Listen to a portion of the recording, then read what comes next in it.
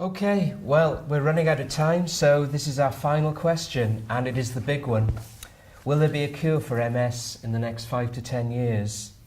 This is an aim we're all striving for, so I put this question to the panel, and please try and be fairly concise if you can. Well, how do you define a cure? So obviously people with the disease expect themselves to get back to normal, which I think is unrealistic. A cure is stopping the disease process and plateauing out the disease.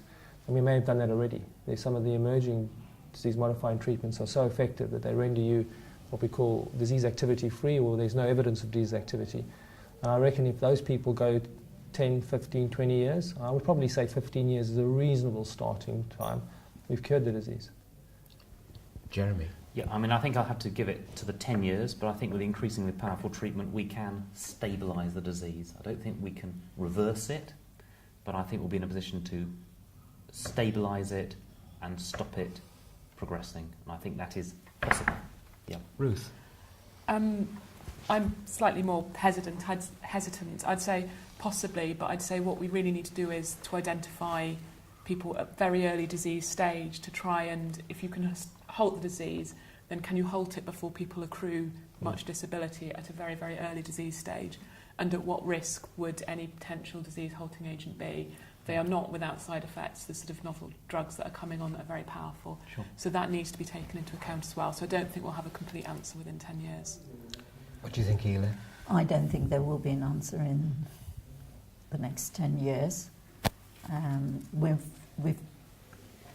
the research and the progress that's been made in the last 6 years has come on by leaps and bounds, and things are changing and evolving constantly. What I would like to actually see is if we can identify at a very, very early stage people who may be a potential patient with MS, who may go on to develop MS. What can we do for them so that they don't actually develop the disease? That's what I would actually sort like of to see. pre-MS. Yes. Pre-MS. David? If I had a cure in my hand today, I'd say no, because it just doesn't happen that quickly. I think what we've got to appreciate is, unless the drugs already exist, then the answer is probably not, unless you're in a trial, because the development time takes many, many years. And so if it's for regression, a trial takes 7 years to do. So it won't be available, but obviously if you're in a trial, then you've got a much better option of getting that cure early. Yeah, but the experiment is running right now. We have a therapy or therapies that reboot immune system, so hopefully get rid of the autoimmunity. And those people have been followed up now. A large number of them are disease activity free. And what I'm saying is if those people are disease activity free for 15 years, in my opinion, they're cured.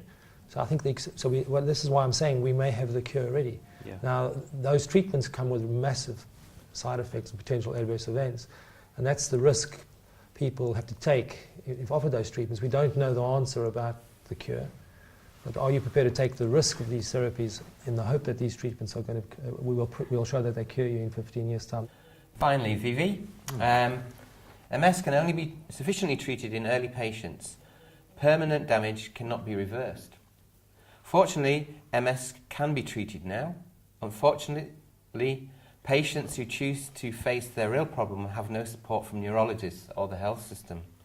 What is more, they have to become researchers themselves.